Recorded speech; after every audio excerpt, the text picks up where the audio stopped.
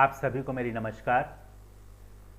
जैसा कि पिछले काफ़ी दिनों से जो 41 मज़दूर टनल में फंसे हुए थे,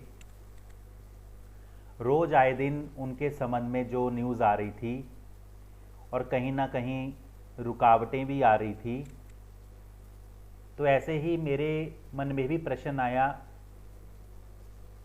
कि उनके संबंध में प्रश्न कुंडली लेकर देखा जाए। तो ऐसे में मैंने 26 नवंबर 2023 रात्रि 9:08 होरारी नंबर 59 लुधियाना, होरारी नंबर 1 से 249 के बीच में मैंने ईश्वर से मार्गदर्शन की कामना करते हुए 59 नंबर जो है मेरे मन में आया और मैंने 26 नवंबर 2023 रात को 9:08 लुधियाना में ये प्रश्न मैंने देखा। तो सबसे पहले तो मैं आपको ये बता दूं कि वहाँ पर 41 मज़दूर जो थे वो टनल के अंदर काफ़ी दिनों से फंसे हुए थे।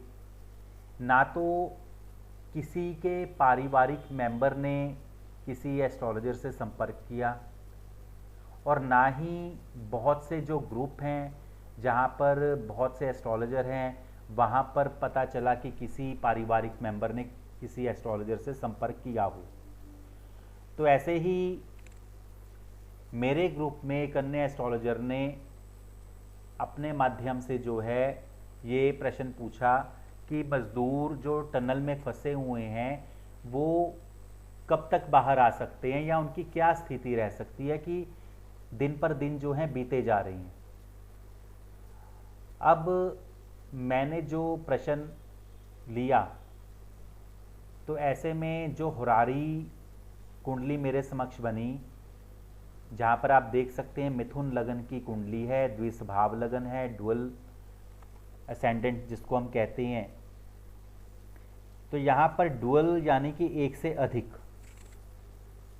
तो यहाँ पर सबसे पहले तो मेरे मन में ये आया कि मैं कुंडली का अष्टम भाव लूँ, क्योंकि जहाँ अष्टम भाव रुकावट का होता है, ऑब्स्ट्रक्शंस का होता है, तो एक तरह से स्ट्रक होना। या मैं कुंडली का छठा भाव लूँ जिसको हम पताल कहते हैं, क्योंकि वो मज़दूर जो हैं सभी वो टनल में फंसे हुए थे, तो ना तो वो पताल में आते हैं। और दूसरा अष्टम भाव जो था, अष्टम भाव भी मैंने लेना उचित ना समझा। उसके लिए मैंने, क्योंकि द्विस्वभाव लगन बन रहा था, क्योंकि एक से अधिक, तो 41 मज़दूर जो कि अधिक संख्या में आते हैं, तो उन सभी के लिए एक तरह से मैंने लगन को ही उपयुक्त माना। यदि वो बचेंगे तो इकट्ठे ही बचेंगे। और क्योंकि काफ़ी टीमें जो हैं लगी भी हुई थी, तो इसलिए मैंने सबसे पहले लगन का उपनक्षत्र स्वामी देखने का सोचा। द्विस्वभाव लगन है, तो सबसे पहले तो ये बता दूं कि द्विस्वभाव लगन वालों के लिए दूसरा और सातवां भाव जो है मारक भाव होते हैं, सातवां भाव ही बाधक भाव होता है। यदि लगन का उपनक्षत्र स्वामी मारक बाधक भावों का कार्येश हो तो ऐसे में लाइफ थ्रेट हो सकता है। यदि लगन का उपनक्षत्र स्वामी 1, 5, 11 इन भावों का कार्येश हो तो रिलीफ मिल सकता है। तो यहाँ पर मैंने देखा लगन का उपनक्षत्र स्वामी जो है वो है केतु। अब केतु किन भावों को दर्शा रहा है इसको हम देखते हैं। तो लगन का उपनक्षत्र स्वामी जो है केतु मंगल के नक्षत्र में है। मंगल जो है 5वें भाव में स्थित है, 6, 11 का स्वामी है। तो 5वां भाव जो है ये रिलीफ का है और 11वां भाव जो है ये लाभ का है। छठा भाव जो है ये हेल्थ इश्यूज को भी दर्शाता है, एक तरह से पताल को भी दर्शाता है। तो वो टनल के अंदर, पहाड़ के नीचे, तो एक तरह से वैसी जगह को दर्शाता है। और छठा भाव क्या है? रोग का।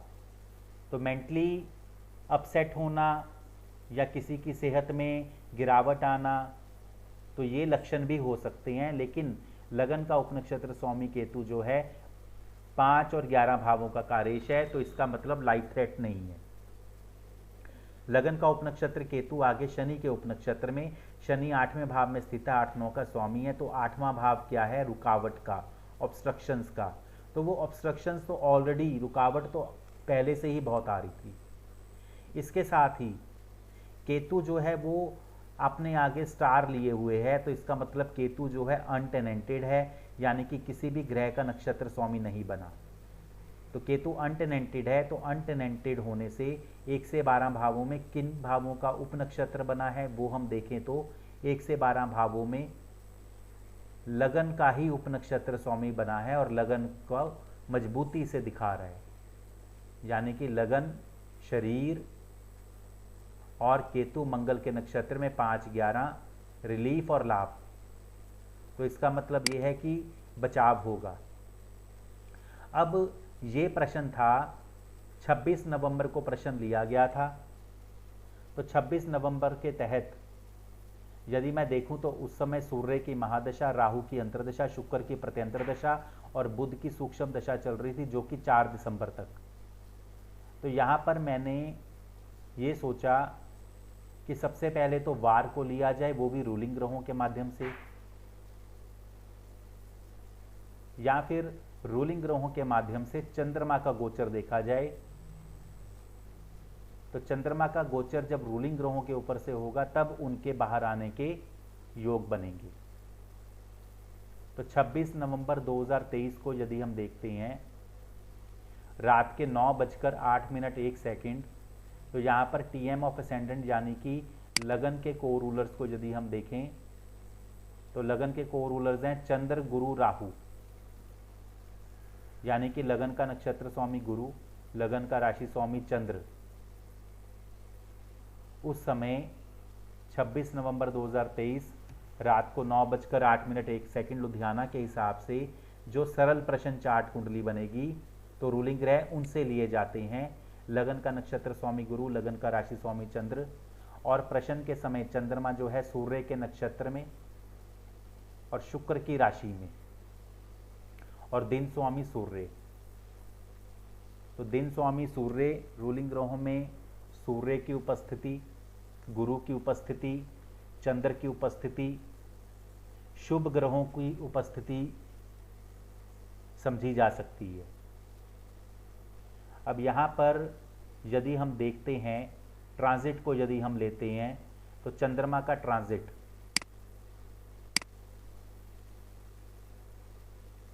26 नवंबर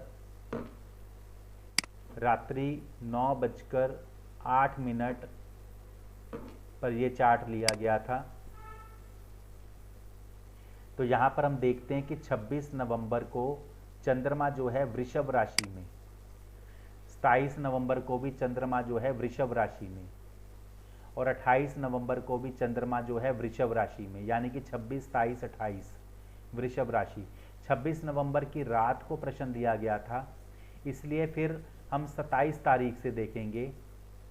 और जैसा कि लगन द्विस्वभाव लगन है, यदि स्थिर लगन आए या द्विस्वभाव लगन आए या रूलिंग ग्रहों में शनि आए तो पहला अपेक्षित काल छोड़कर हम अगले काल की तरफ जाते हैं। तो पहला अपेक्षित काल 26 के बाद 27 तारीख है। तो पहला अपेक्षित काल छोड़ दिया जाए तो 27 नवंबर को छोड़ दिया जाए तो 28 नवंबर वृषभ राशि में चंद्रमा होगा। तो 28 नवंबर के दिन उनके टनल से बाहर आने के योग बनते हैं। तो आज 28 नवंबर, हालांकि मुझे ये भी लगा था कि 27 नवंबर को बाहर आ सकते हैं, लेकिन पहला अपेक्षित काल यदि हम छोड़ते हैं, क्योंकि द्विस्वभाव लगन है, मैंने कि आपको जैसे कि बताया, यदि द्विस्वभाव लगन हो या स्थिर लगन हो या रूलिंग ग्रहों में यदि शनि आ जाए तो पहला अपेक्षित काल छोड़ेंगे। तो 26 नवंबर की रात्रि को लिया गया था, इसलिए पहला अपेक्षित काल 27 नवंबर को छोड़ा गया, और 28 नवंबर के दिन यानी कि आज जो है सभी के सभी मजदूर जो हैं बचा लिए गए हैं। तो यहाँ पर सबकी सकुशल वापसी के लिए सभी देशवासियों को बहुत बहुत बधाई हो, और वो टीमें जिन्होंने दिन रात एक कर दिए इनके बाहर आने के लिए, उन सभी को शत शत नमन है। और वो मज़दूर जिन्होंने इतने दिनों तक उस टनल में रहकर अपनी हिम्मत और अपने जज्बे का जो उदाहरण पेश किया, वो भी काबिल तारीफ़ है।